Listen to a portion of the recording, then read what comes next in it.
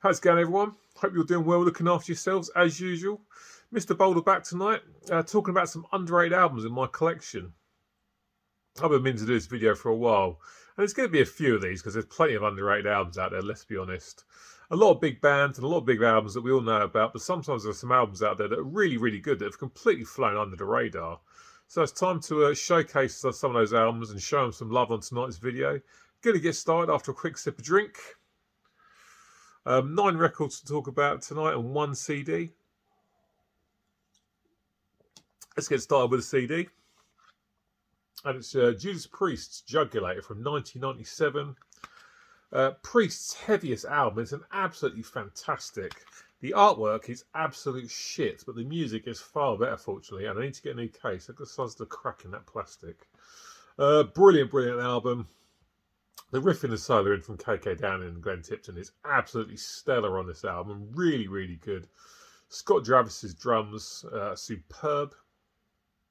And of course, Tim Ripper Owens' vocals are absolutely fantastic. This was his introduction to the world. He came from a Priest tribute band, so of course he could cut the mustard singing for these guys.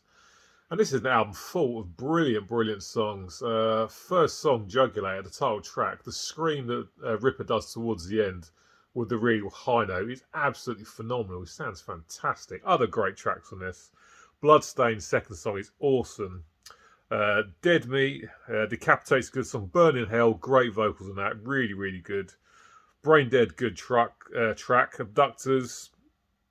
Cathedral Spies, again, the vocals at the end. Ripper sounds fantastic throughout the whole album. Vocals are brilliant. Great drums from Scott Travis. Excellent riffage. Great songs. No doubt this is one of those albums where some people thought, no Rob Halford, so I'm not interested. If that is your opinion, I strongly suggest you go and check this out because you're missing out on a fantastic album.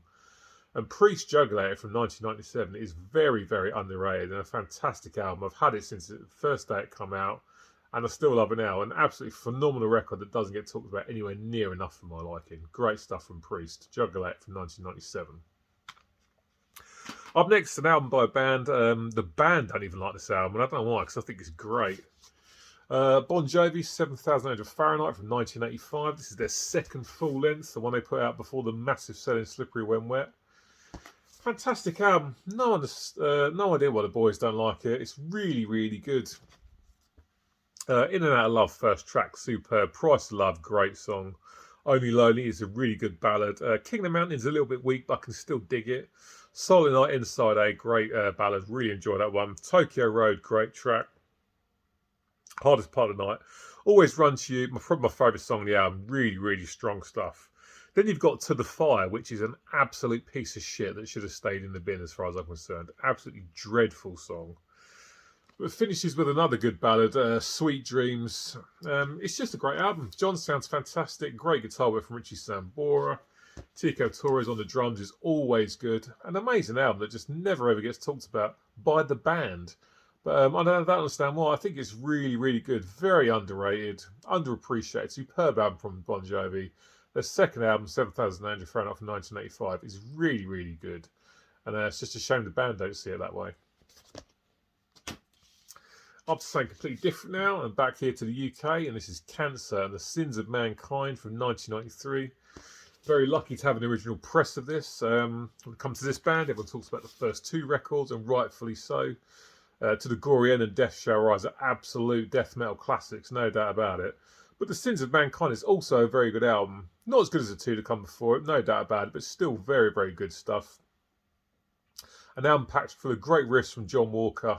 Cole Stokes' drumming is very good on this. I like the drum sound on this record, sounds good. Well produced. First track, Cloak of Darkness, and then Electroconvulsive Therapy. Those first 2 songs are absolute bangers. Great vocals from John Walker in those. Meat Train's really good. Suffer for Our Sins. Pastures of Delight at the end. Excellent UK death metal from these guys. Yeah, it just doesn't really get talked about a lot. The first 2 are better, but this is still really good and doesn't deserve to be forgotten about as much as it is as far as I'm concerned. But Cancer's The Sins of Mankind from 93 is great. Loads of great riffs. John Walker's vocals are superb. Good drums. Just good songs. Well produced. Decent album. Really, really good. And it's flown under the radar ever since it came out as far as I'm concerned. But good stuff. Up next, over to Holland and sticking with the death metal. This is Pestilence's Spheres from 1993. Now this is an album that completely sort of vanished not long after it was released, and I don't know why. Well, I do know why. It was very different from what they did before. It was very avant-garde, very forward-thinking. These guys weren't sort of just rehashing the same thing over and over again. They were doing something new, doing something interesting. And I think people just wanted Consuming Impulse and Testimony of the Ancients Part 2, and that's not what you get here. There's loads of synths in this, synth guitars, so there's lots of layering. There is one bad thing I have to say about this album, so the guitar tone's not great. Not terrible by any stretch of imagination, but not a great guitar tone as well. But other than that, the rest of it's still really, really good. Patrick Mameli on the vocals. I love his vocals. I think he sounds fantastic. Mind Reflections, first song, is absolutely brilliant. Multiple Beings is a great tune. Voices from Within, title track, Changing Perspectives, Demise of Time, stuff like that. A very forward-thinking album. Excellent technical death metal. Like I say, lots of nice layering with the synths and that. But yeah, people just don't seem to like it for some reason. I honestly can't understand why, because I think it's absolutely brilliant and does not deserve to be forgotten about. Not as good as Consuming Impulse, not as good as Testimony of the Ancients, but still definitely a very, very good album that doesn't deserve to be forgotten about the way that it is. Absolutely brilliant stuff. It's one of my favourites of theirs. Fantastic band from Holland, Pestilence. Spheres from 93 is an underrated banger. Up next, over to the United States. And this is Trivium and the Crusade. Now, these guys absolutely blew up, especially here in the UK. In 2005, they did a slot at Download Festival. I think they were the first band on the main stage on Friday in 2005. And that absolutely blew everyone away. And they came back with this, I think it was 2007, maybe 2008, a couple of years later. And this one doesn't get a lot of love. Trivium were a band that well and truly wore their influences on their sleeves. Massively into Iron Maiden, massively into Metallica. And I think one of the problems with this record is that they went a little bit too far in that direction, where the Metallica Maiden influences were very, very sort of dominant. For me, not a problem, but I guess a lot of fans that are into the Ascendancy record were not into this. But for me, this is an album that is really, really good and doesn't deserve its shitty reputation. It's fantastic stuff. Ignition, Detonation, Anthem We Are the Fire is shit, that song is. But All Sadness Will Sear, Becoming the Dragon, This World Can't Tear Us Apart, The Rising, title track, The Crusade, great stuff, excellent, really, really good riffs. Obviously, like I was saying, the style of sort of Metallica and Maiden. Great vocals from Matt Heafy. Just a really good album. But yeah, it absolutely bombed compared to the one that came before it. That sold loads and loads and loads, and loads of people were really disappointed with this. I'm not one of them. I always thought it was really good and definitely doesn't deserve to be forgotten about as much as it is. But Trivium's A Crusade is an excellent album, full of great riffs. The drums are really good. Matt Heafy's vocals are superb, and yeah, just great stuff that doesn't get the respect it deserves. Back to one of the thrash titans of yesteryear, and back to 1994, and I'm always championing this album, and I'm going to continue to do so right now. Slayer's Divine Intervention from 94, the first one with that Dave Lombardo behind the drums, is an absolute beast. Paul Bostaph from Forbidden comes in and kicks this album off with a fantastic drum intro to Killing Fields. Great fucking song. Sex, Murder, Art next. Ditto Head's a fantastic track as well. Circle of Belief, Serenity and Murder. 213, which is about Jeffrey Dahmer. Mind Control, the last track. Excellent artwork. Excellent album. Produced is absolute shit. The production on this album is fucking awful. The sound is so muddy, which kind of spoils it a little bit, but it doesn't take away from the excellent songs. Great stuff. The riffs from Jeff and Kerry are fantastic. Tom Arai's vocals are great. Paul Bostap's drums are superb. Excellent album from these guys. Very, very underrated. People don't really talk about it. Fantastic album. From a thrash band that was still thrashing in 94, and a lot of them had toned it down, trying to go way more commercial. But Slayer weren't doing any of that. This sounds just as thrashy as the song they was put out in 1988. Fantastic stuff from Slayer. Hang on a sec, guys. Right, sorry about it, guys. Back with you. Up next is Megadeth's So Far So Good So What from 1988. This is an album that suffers from the fact that it's sandwiched between two absolute classics, 1986's Peace Sells and 1990's Rust in Peace. But 1988's So Far So Good So What is a decent album. I could completely do without the shitty cover version of the Sex Pistols' Anarchy in the UK. But the opening track, Set the World, no, Into the Lungs of Hell, the instrumental is fantastic, one of the best instrumentals you'll ever hear. Love the solos in that song. Set the World on Fire up next is really good. Mary Jane closes side A. Not too fussed on that, but side B is where it's at on this album for me. 502, which is a song about driving your car fast, is really, really good. Then you got In My Darkest Hour, which is their tribute to Cliff Burton. 6.5 minutes long, fantastic track. Great guitar work, brilliant lyrics from Dave Mustaine. Then you've got Lie, which is up next. Some lyrics now about former guitarist Chris Poland. A real bitching song by Dave. Excellent stuff. Then ends with Hook in Mouth. A great album that kind of flew under the radar for these guys, but it's still really, really good. And there's plenty of good stuff on there. Like I said, I could do without the Pistols cover. I'm not too fussed on Mary Jane, but the rest of it's really good. And So Far So Good So What from 88 is a really good album. It's flown under the radar a little bit, but still decent stuff. Sticking with the USA and over to some death metal. This is Deicide Serpents of the Light from 1997. Excellent stuff from these guys. I mean, when it comes to these guys, everyone always talks about the first two albums, and rightfully so. They're death metal classics, but Serpents of the Light from 97 is an absolute beast. I love the raw production on this one. 1995's Once Upon the Cross has got a very slick production, but still a brutal record, and this is a very brutal album. It kicks off with the title track, which is absolutely superb. I love the lyrics. Glenn Benton's vocal delivery is fantastic. It sounds really vicious and nasty. Second track, Bastard of Christ, is absolutely phenomenal. Blame It on God. This is Hell We're In, I Am No One. Side B is all killer stuff. Side B is not quite strong, but still good. Slave to the Cross, first track on side B. Creature of Habit, Believe the Lie. The Truth Above. Stuff like that. It's a really, really good album.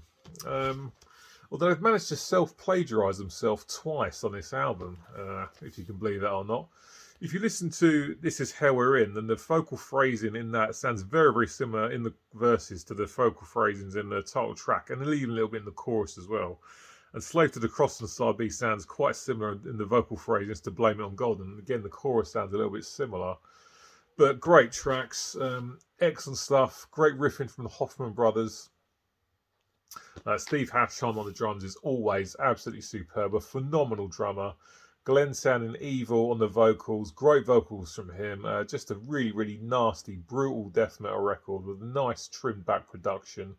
Excellent stuff from Deicide. Serpents of the Light from 97 is an absolutely underrated, banging album.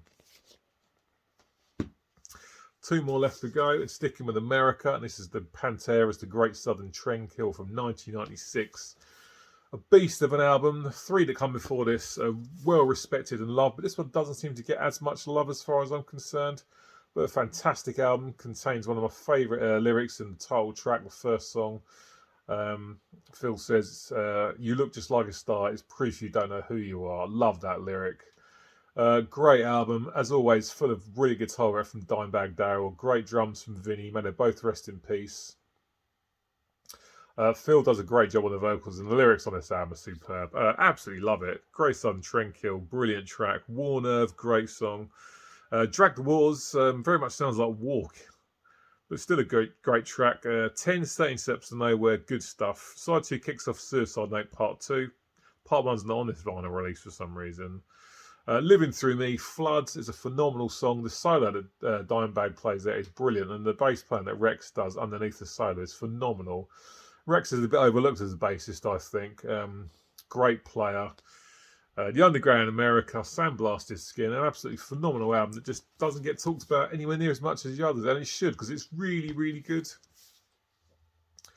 Yeah, if you've not listened to this one for a long time, give it another listen and you'll realise just how good it is. It's a great record and it's very underrated, and I think it's superb stuff.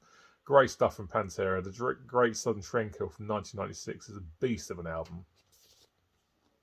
And finishing up with an album from heavy metal legends Iron Maiden, and I've got no idea where this one gets as much dislike as it gets. It's a really, really good album.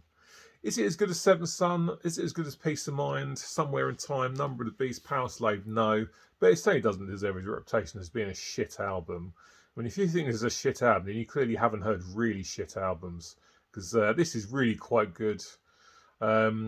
Kicks off with Tail Gunner, which, let's face it, is a Tesco value version of Aces High. But still a decent track. I really enjoy it. Track 2, Holy Smoke, is made not take themselves too seriously. Really enjoy that one. Title track's really good. Public Enemy number 1 and Fate's Warning are decent songs. Not my favourites, but they're still pretty good. Side B kicks off with Assassin, which suffers from a weak chorus, but it's not too much of a bad song. Run Solid, Run Deep's a decent tune. But Hooks in You I absolutely love, and I think it's the closest Maiden ever came to hard rock. Catchy guitars, great chorus, really like Bruce Dickinson's vocals. Bring Your Daughter to Slaughter Next, overplayed, I can do without it. Still decent though, and it ends with a really, really underrated Maiden song in Mother Russia. Maiden always have really good songs closing their albums. For me, this one is really, really good, and no one talks about it. It's an incredibly underrated song. Mother Russia's fantastic. The guitars from Yannick and Dave are great. Nick on the drums is superb. Of course, Steve Harris's bass lines are very good, and a lot of people don't like Bruce Dickinson's vocal delivery on this album. They say he's not doing the proper sort of metal singing. I don't really hear it personally myself. Okay, yeah, he's toned it down a bit, but he doesn't sound bad at all. I still think the vocals sound good. And Maiden's No Prayer from Dying from 1990 is a really underrated album and absolutely does not deserve the shit that it gets. Not as good as what come before it, but certainly not bad. Right, guys, that's it for today. Cheers for watching to the end. Get in the comment section, let me know what you think about these albums. Let me know what you think about underrated albums. I'm going to be back with you in a few days' time with a Van Halen album ranking. So until then, cheers, take care, and I'll see you soon. Bye.